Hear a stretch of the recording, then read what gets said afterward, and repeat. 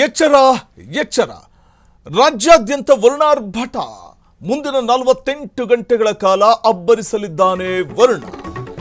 ಗುಡುಗು ಸಹಿತ ಭಾರೀ ಮಳೆಯಾಗುವ ಸಾಧ್ಯತೆ ಇದೆ. ಮುಂದಿನ 48 ಗಂಟೆಗಳ ಕಾಲ ಭಾರೀ ವರ್ಷಧಾರೆಯಾಗಲಿದೆ ರಾಜ್ಯಾದ್ಯಂತ. ಗುಡುಗು ಸಹಿತ ಮಿಂಚು ಬಿರುಗಾಳಿ ಸಹಿತ ಅಪ್ಪಳಿಸಲಿದೆ ಮಳೆ.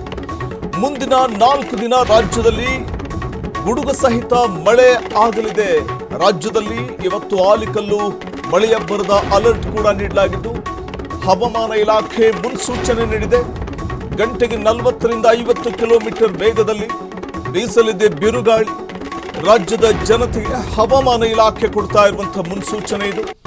ಇನ್ನು ಕರಾವಳಿ ಭಾಗದಲ್ಲೂ ಭಾರೀ ಮಳೆಯಾಗುವ ಮುನ್ಸೂಚನೆಯನ್ನ ಹವಾಮಾನ ಇಲಾಖೆ ಕೊಟ್ಟಿದ್ದು ಮೀನುಗಾರರು ಸಮುದ್ರಕ್ಕಿಳಿಯದಂತೆ ಖಡಕ್ ಸೂಚನೆಯನ್ನು ಕೂಡ ನೀಡಲಾಗಿದೆ. ಅಲ್ಲಿನ ಜಿಲ್ಲಾಡಳಿತ ರಾಜ್ಯಾದ್ಯಂತ ವರುಣನ ಅಬ್ಬರ ಜೋರಾಗಲಿದೆ. ಮುಂದಿನ 48 ಗಂಟೆಗಳ ಕಾಲ ಅಬ್ಬರಿಸಿ ಬೊಬ್ಬಿರಿಯಲಿದ್ದಾನೆ ವರುಣ. ವರುಣನ ಅಬ್ಬರ ಬರೀ ಬೆಂಗಳೂರಿಗಷ್ಟೇ ಸೀಮಿತ ಅಲ್ಲ, ಅಥವಾ ಮಲೆನಾಡು ಭಾಗಕ್ಕಷ್ಟೇ ಸೀಮಿತ ಅಲ್ಲ, ರಾಜ್ಯಾದ್ಯಂತ ಮಳೆ ಆಗಲಿದೆ ಅನ್ನುವಂಥ ಮುನ್ಸೂಚನೆಯನ್ನು ಕೊಡ್ತಾ ಇರುವಂಥದ್ದು ಹವಾಮಾನ ಇಲಾಖೆ. ಈಗಾಗಲೇ ಬಹುಶಃ ಮುಂದಿನ 48 ಗಂಟೆಗಳ ಕಾಲ ಸುರಿಯಲಿರುವಂಥ ವರುಣ ಗುಡುಗು ಮಿಂಚು ಸಹಿತ ಬಿರುಗಾಳಿ ಕೂಡ ಬೀಸಲಿದೆ.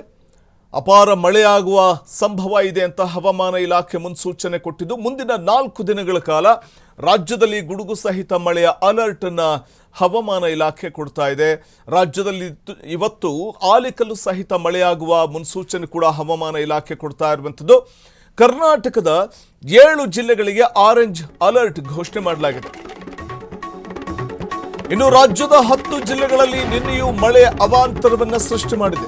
ನಿನ್ನೆ ಸಿಡಿಲಿನ ಅಬ್ಬರಕ್ಕೆ 3 ಸಾವನ್ನಪ್ಪಿದ್ದಾರೆ. ಅಪಾರ ಬೆಳೆ ನಾಶ ಆಗಿದೆ. ಮಳೆಗೆ 10 ಜಿಲ್ಲೆಗಳು ತತ್ತರಿಸಿದ್ದು 2659 ಹೆಕ್ಟೇರ್. ಈ ಸಂದರ್ಭದಲ್ಲಿ ಮಳೆಯ ಅವಾಂತರಕ್ಕೆ ತುತ್ತಾಗಿರುವಂಥದ್ದು ಬೆಳೆ.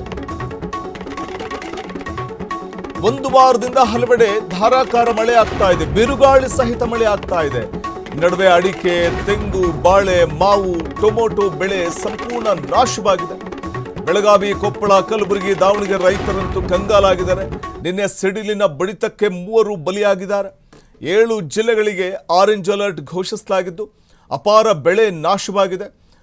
ಈ ವೇಳೆ ಅಡಿಕೆ, ಬಾಳೆ ಸೇರಿದಂತೆ ಅಪಾರ ಬೆಳೆ ನಾಶ ಆಗಿರುವಂಥದ್ದು. ಮತ್ತು ಮಾವು ಕೂಡ ಈ ಸಂದರ್ಭದಲ್ಲಿ ಮಳೆಯ ಹೊಡೆತಕ್ಕೆ ಸಿಲುಕಿದೆ. ಸೊ ಹಾಗಾಗಿ ಈ ಬಾರಿ ಮಾವು ಇಳುವರಿ ಕೂಡ ಕಡಿಮೆ ಆಗಲಿದೆ. ಯಾಕಂದರೆ ಮಾವು ಫಸಲು ಬರೋಕ್ಕೂ ಮುನ್ನವೇ ಸುರಿದಂಥ ಆಲಿಕಲ್ಲು ಮಳೆಯಿಂದಾಗಿ ಮೊದಲೇ ಬಹುದೊಡ್ಡ ಹೊಡೆತ ಮಾವಿಗೆ ಬಿದ್ದಿರುವಂಥದ್ದು. ಇದರ ನಡುವೆ ಈಗ ಮತ್ತೆ ಸುರಿತಾ ಇರುವಂಥ ಧಾರಾಕಾರ ಮಳೆ ಮತ್ತು ನಿನ್ನೆ ಸುರಿದಂಥ ಧಾರಾಕಾರ ಮಳೆಯೂ ಕೂಡ ಅಕ್ಷರಶಃ ತಲ್ಲಣಿಸಿ ಹೋಗುವಂತೆ ಮಾಡಿದೆ ರೈತರನ್ನು. ಗಮನಿಸ್ತಾ ಹೋಗಬಹುದು. ನಿನ್ನೆ 3 ಮೃತಪಟ್ಟಿದ್ದಾರೆ ಮಳೆಗೆ. ಸುಮಾರು 10 ಜಿಲ್ಲೆಗಳಲ್ಲಿ ನಿನ್ನೆಯೂ ಮಳೆ ಅವಾಂತರವನ್ನು ಸೃಷ್ಟಿ ಮಾಡಿದ್ದು. ನಿನ್ನೆ ಸಿಡಿಲಿನ ಅಬ್ಬರಕ್ಕೆ 3 ಬಲಿಯಾಗಿದ್ದರೆ ಅಪಾರ ಬೆಳೆ ನಾಶವಾಗಿದೆ. ಮಳೆಗೆ ಸುಮಾರು 2659 ಹೆಕ್ಟೇರ್ ಬೆಳೆ ನಾಶವಾಗಿದ್ದು 10 ಜಿಲ್ಲೆಗಳು ಅಕ್ಷರಶಃ ತತ್ತರಿಸಿವೆ.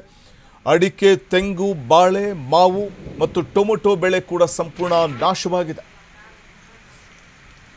ಈ ಕುರಿತು ಮತ್ತಷ್ಟು ಮಾಹಿತಿಯನ್ನು ಪಡೆಯೋಣ ನಮ್ಮ ಪ್ರತಿನಿಧಿ ಮಂಜುನಾಥ್ ಅವರಿಂದ. ಮಂಜುನಾಥ್, ಒಂದು ಕಡೆ ಇನ್ನು ಮುಂಗಾರು ಮಳೆ ಆರಂಭಕ್ಕೂ ಮುನ್ನವೇ ಸುರಿದಂಥ ಅಕಾಲಿಕ ಮಳೆ ಯಾವ ರೀತಿ ರಾಜ್ಯಾದ್ಯಂತ ಅವಾಂತರವನ್ನು ಸೃಷ್ಟಿ ಮಾಡಿದೆ, ಇನ್ನು ಇವತ್ತು ಕೂಡ ಮಳೆ ಸುರಿಯೋದ್ರ ಕುರಿತಾಗಿ ಹವಾಮಾನ ಇಲಾಖೆ ಏನೆಲ್ಲ ಮುನ್ಸೂಚನೆ ಕೊಡ್ತಾ ಇದೆ? ವಸಂತ್, ಈಗಾಗಲೇ ಬೆಂಗಳೂರು ನಗರದಲ್ಲಿ ಅಂದ್ರೆ ಮುಂಗಾರು ಮಳೆಗೂ ಮುನ್ನವೇ ಈಗಾಗಲೇ ಅಂದ್ರೆ ಬೆಂಗಳೂರಲ್ಲಿ ಸಾಕಷ್ಟು ಮಳೆ ಆಗಿತ್ತು. ಮಳೆಯಿಂದ ಸಾಕಷ್ಟು ಅವಾಂತರ ಕೂಡ ಆಗಿತ್ತು.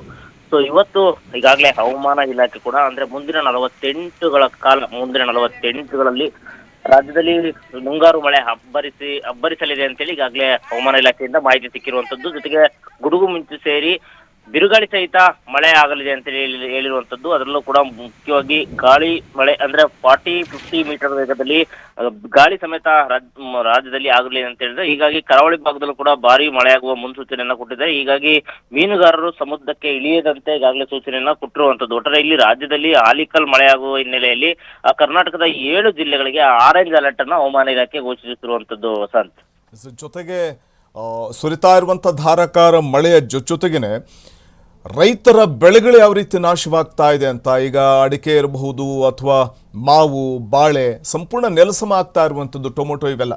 ಸೊ ಯಾವ ರೀತಿ ರೈತ ಆರ್ಥಿಕ ಸಂಕಷ್ಟಕ್ಕೀಡಾಗ್ತಾ ಇದ್ದಾನೆ ಅಂತ. ಹೌದು. ಮಳೆ ಆರಂಭ ಆಗುತ್ತೆ. ಮಳೆ ಆರಂಭದಲ್ಲಿ ಸಾಧಾರಣ ಮಳೆ ಬಂತಂದ್ರೆ ರೈತರಿಗೂ ಕೂಡ ಯಾವುದೇ ನಷ್ಟ ಆಗೋದಿಲ್ಲ. ಆದ್ರೆ ಇದೀಗ 40-50 ಮಿಲಿಮೀಟರ್ ವೇಗದಲ್ಲಿ ಮಳೆ ಮತ್ತೆ ಗಾಳಿ ಮಳೆ ಆಯ್ತು ಅಂತಂದ್ರೆ ರೈತರ ಒಂದಿಷ್ಟು ಬೆಳೆ ಕೂಡ ನಾಶ ಆಗುತ್ತೆ. ಸೊ ಅದೆಲ್ಲದಕ್ಕೂ ಕೂಡ ಸರ್ಕಾರ ಮುನ್ನೆಚ್ಚರಿಕೆ ಕ್ರಮವಾಗಿ ವಹಿಸಬೇಕಾಗುತ್ತೆ. ಜೊತೆಗೆ ರೈತರು ಕೂಡ ಒಂದಿಷ್ಟು ಮುಂಜಾಗ್ರತೆ ಇರಬೇಕಾಗುತ್ತೆ. ಯಾಕಂದ್ರೆ ಹವಾಮಾನ ಇಲಾಖೆ ಅಂದ್ರೆ ಏನು ಅಂದ್ರೆ ಆರೆಂಜ್ ಅಲರ್ಟ್, ಯೆಲ್ಲೋ ಅಲರ್ಟ್ ಅನ್ನ ಘೋಷಿಸಿ ಸಮುದ್ರದಲ್ಲಿ ಯಾರು ಮೀನುಗಾರರು ಸಮುದ್ರಕ್ಕೆ ಇಳಿಬಾರ್ದು ಅಂತ ಹೇಳಿ ಮುನ್ಸೂಚನೆಯನ್ನ ಕೊಡುತ್ತೋ, ಅದೇ ರೀತಿ ಕೂಡ ಮಳೆ ಆಗುವಂತ ಸಂದರ್ಭದಲ್ಲಿ ಸಂಬಂಧಪಟ್ಟಂತ ಅಧಿಕಾರಿಗಳು ಕೂಡ ಒಂದಿಷ್ಟು ರೈತರ ಅನುಕೂಲ ಆಗುವಂತೆ ಎಚ್ಚರಿಕೆ ವಹಿಸಬೇಕಾಗುತ್ತೆ. ವಸಂತ್, ಧನ್ಯವಾದ ತಮ್ಮೆಲ್ಲ ಮಾಹಿತಿಗಾಗಿ ಮಂಜುನಾಥ್.